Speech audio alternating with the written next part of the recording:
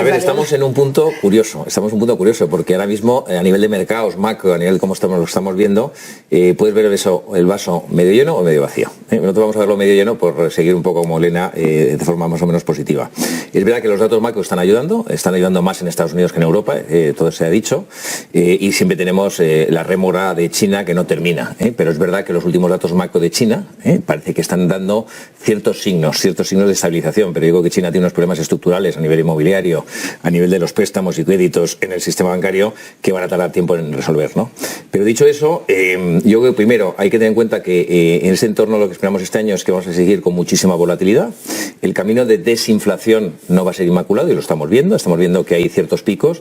De hecho, esta mañana nos levantábamos o escuchábamos en varias radios que incluso hay gente que ya se empieza a hablar de que no va a haber bajada de tipos en Estados Unidos, sino que incluso se empieza a hablar de subidas de tipos, porque la resiliencia de la economía americana es quizá la sorpresa más importante a nivel macro que hemos tenido en los últimos 18 meses. Es decir, todo el mundo pensaba soft landing, hard landing, es decir, de alguna forma aterrizaje suave o no suave, y resulta que sigue creciendo por encima del 2,5%, y con lo cual la economía americana está yendo como una moto, y eso supone pues que a la Fed le va a costar.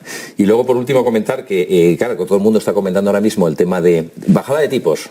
1, 2, 4. Primero el Banco Central Europeo, segundo la Fed. Es decir, yo un comentario aquí, yo creo que es irrelevante que el Banco Central Europeo lo haga antes que la Reserva Federal. Lo único que está clarísimo es que los bancos centrales, tanto la Fed como el Banco Central Europeo, se van a coordinar. Es decir, ni el Banco Central Europeo se puede desligar de lo que haga la Fed, porque imaginaros que la Fed no baja tipos y el Banco Central Europeo baja 100 o 150 puntos básicos, importamos inflación, volvemos a tener problemas con la inflación en Europa. Es decir, yo creo que va a ser mucha coordinación, con lo cual, independientemente que lo hagan en junio, lo hagan en septiembre, sea 1 o 2, que va a ser muy gradual, yo creo que la coordinación de ambos bancos centrales va a ser clave para darle cierta, vamos a decir, estabilidad a los mercados, ¿no?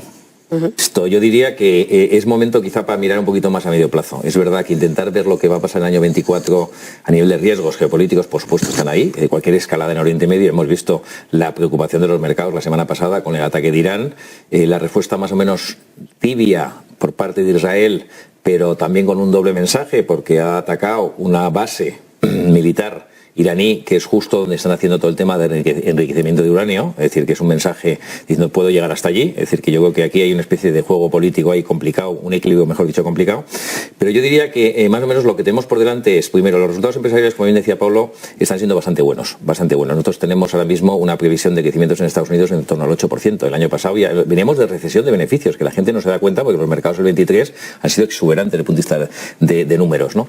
Pero yo creo que lo que hay que mirar es dónde vamos a estar en los próximos 3 años. Los próximos 3 años, independientemente de que bajen o no bajen tipos, vamos a estar con una inflación entre el 2 y el 3%, vamos a estar con unos tipos de interés en torno al 3, 3,5%, es decir, tipos altos e inflación más alta por más tiempo. Ese es el entorno que tenemos.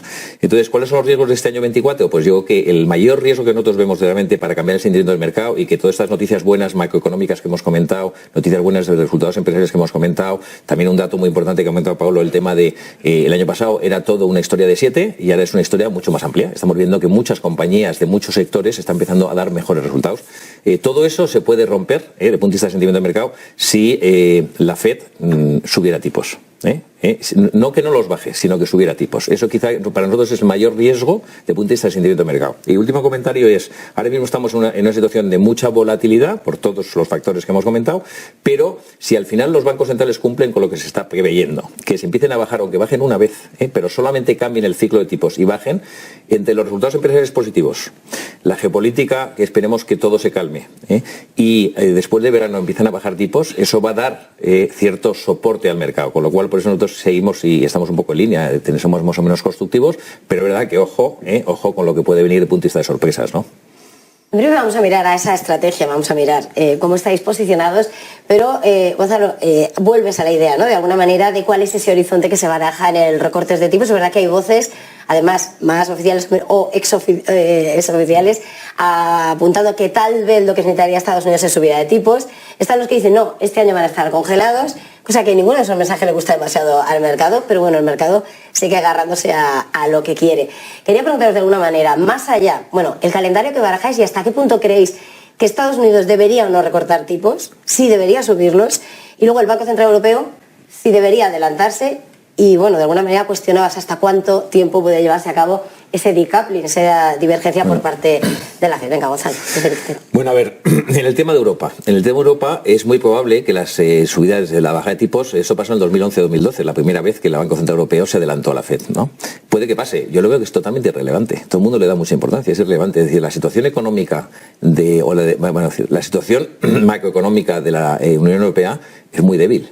Venimos recesión en Alemania, recesión en Francia, es decir, ciertos datos de crecimiento. El otro día se celebraba que Reino Unido, y eso que no está en la Unión Europea, Reino Unido había subido un 0,1%, y se celebraba por todo lo grande, y estamos hablando que en Estados Unidos un 2,3% de crecimiento. Entonces, es decir, Europa está en una situación macroeconómica muy débil, ¿vale?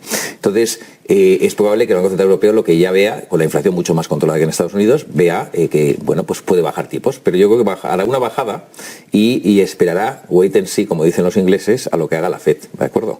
Pero es verdad que los bancos centrales en Europa tienen que empezar a apoyar un poco la economía, porque la economía europea está muy, muy débil, ¿no? Entonces, yo creo que, independientemente de se congele o no se congele, yo creo que al final la FED también va a hacer lo mismo, seguramente a lo mejor una bajada, o a lo mejor dos de aquí a final de año, pero a lo que voy es que es muy gradual, va a ser muy gradual, es decir, los tipos no van a bajar, venimos de tipos del cero, de la presión financiera, 0%. Estamos con tipos en casi el 5% de Estados Unidos, del 4% en Europa. Es decir, a lo mejor bajan al 3%. A lo mejor bajan 100, 150 puntos básicos en los próximos 18 meses, pero seguimos teniendo, como decía anteriormente, tipos más altos e inflación más alta. Con lo cual, yo creo que esto va a ser soportar al mercado, pero ya ser un poco una regla de juego. Y decías tú, bueno, a nivel del... Pensemos que este año la renta fija, todo el mundo habla de la renta fija, ha vuelto la renta fija, y yo hablo muchas veces de que la renta fija es parte estructural de las carteras. La renta fija soberana lleva menos 5% en el año.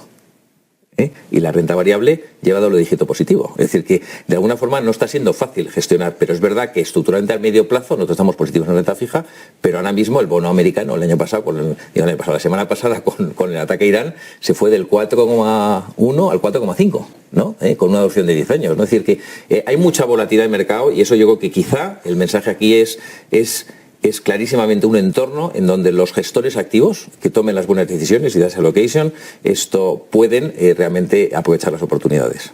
¿Vosotros cómo veis esa posicionamiento? Bueno, nosotros también estamos bastante constructivos, y eso que empezamos el año mucho más cautos, y quizá los datos macroeconómicos nos han hecho cambiar. Nosotros empezamos el año neutrales en renta variable, neutrales a ciertamente o ligeramente infraponderados, y luego según han ido saliendo datos, hemos estado empezando más positivos. Empezamos incluso a finales del año pasado, incluso hablamos de crecimientos de beneficios pues en torno al 3-4%, y estamos ya con previsiones en el torno al 8%. Es decir, hemos revisado al alza, porque de alguna forma, como decía anteriormente, la resiliencia de la economía americana nos está sorprendiendo a mejor, vamos a decirlo de alguna forma. Pero dicho eso, yo creo que ahora mismo para cualquier inversor existen bastantes oportunidades. Primero, yo estoy de acuerdo que en renta variable en ciertos mercados, no en todos, las valoraciones están ajustadas. Pero si hacemos un mapeo así rápido, estamos hablando por encima de 20 veces precio en Estados Unidos, alrededor de 15, 16, Europa, Japón, 12 mercados emergentes. Es decir, sí, están caros algunos, están ajustados, pero yo creo que ahora depende todo de resultados empresariales. Con lo cual sí estamos viendo que hay muchas estrategias de renta variable donde el gestor es capaz de alguna forma identificar esas oportunidades y esas empresas y están dando resultados bastante positivos. En la parte de renta fija yo también estoy de acuerdo que el crédito esto es interesante porque las compañías tienen, es decir, hay una frase que a mí me encanta en inglés que se llama wall of maturity, ¿no? El wall, es decir, la fecha de refinanciación de todo el tema de préstamos de la mayoría de las empresas está siendo finales de este año y sobre todo el año 25. Con lo cual, si los bancos centrales acaban bajando tipos, esa refinanciación no va a costar tanto, que es un poco quizá el riesgo que tienen las empresas desde el punto de vista de crédito. Pero dicho eso, nosotros, por ejemplo, en verano del 22 empezamos a hablar de high yield, que todo el mundo decía que no, que son las de baja calidad, es decir, empresas donde el nivel de impagos puede ser mucho más importante. Y es curioso porque en la parte de high yield o de alta rentabilidad, que tiene mucho más riesgo, eso tiene que saber inversor, pues existe una serie de empresas con balances mucho más saneados de lo que el mercado piensa, ¿no? Y yo creo que es uno de los activos de rentabilidad mejores en los últimos 24 meses, ¿no? Es decir, no estoy diciendo que es para meterse ahora, nosotros no estamos infraponderados en ese tipo de... Pero hay que tener en cuenta que hay que, de alguna forma, identificar temas. Entonces, nosotros creemos que ahora mismo, a nivel de renta fija crédito, una de las cosas, por ejemplo, que la gente no se da cuenta, y es muy complicado aquí en España, en Europa, es la divergencia que existe a nivel macroeconómico. Tienes una India, tienes mercados emergentes en Latinoamérica creciendo al 5 o 6%, y un Estados Unidos que crece una barbaridad al 2,3. Es decir, la divergencia de mercados desarrollados a mercados emergentes está en máximos. Divergencia a nivel de tipos, es decir, los tipos ya se llevan bajando bastante tiempo en algunos países emergentes, es decir, es un cambio de ciclo, con lo cual yo creo que ahora mismo sí que se puede, de alguna forma, plantear oportunidades ahí. Y quizá el último comentario es el tema de Asia. Es decir, es verdad que China está siendo un dolor de cabeza, pero Asia tiene que empezar a ser parte estructural de cualquier cartera, independiente de que sea el español de turno que solo invierte en bonos, en letras. Es decir, Asia va a ser el motor de crecimiento global para los próximos 3 o 4 años, ¿no? Entonces no digo que sea ahora, pero sí que empezar a hacer deberes para poder contemplarlo en carteras, ¿no? Bueno, yo creo que por complementar, porque es verdad que los riesgos, está claro que ahora mismo tenemos una hoja de ruta en donde vemos que la inflación debería de ir bajando, los tipos deberían de bajar. Quizá yo creo que el término es deuda, tanto de empresas como de gobiernos. Es decir, el déficit público de los americanos, yo no sé si el otro día, el dato es correcto, a lo mejor me lo estoy inventando, pero yo no sé si aproximadamente como el 8% de recaudación más o menos se dedica a pagos de intereses en la deuda americana. Es decir, se está en máximos, no sé, me acuerdo la cifra exacta, pero está en máximos. Con lo cual, el nivel de deuda pública es máximo. Con lo cual, las políticas fiscales ahora mismo de apoyo con todos estos planes de inversión en infraestructuras, que todo el mundo está diciendo, el IRA, el Next Generation en el tema de fondos europeos, etcétera, esto puede perder fuelle, eso es una parte, Entonces ahí la deuda pública está, si no bajan tipos, si no se baja ese coste, puede ser que desde el punto de vista público haya menos apoyo al mercado. Y luego, por otro lado, lo que decía antes, esa especie de muralla de refinanciación de compañías, puede que haya accidentes. Yo creo que el sentido del mercado se podría, el mayor riesgo, si existe algún, vamos a decir, ¿cómo lo pueden decir? Un caso, un Credit Suisse de nuevo, de punto de vista de impagos, de escándalo, de punto de vista de una empresa gorda, ahí sí que podría ser un tema en donde cambiaría bastante el sentido del mercado. Pero yo diría que eso sí puede dar volatilidad temporal, es más coyuntural, como bien decía Elena. Esto es coyuntural. Estructuralmente vamos por el buen camino.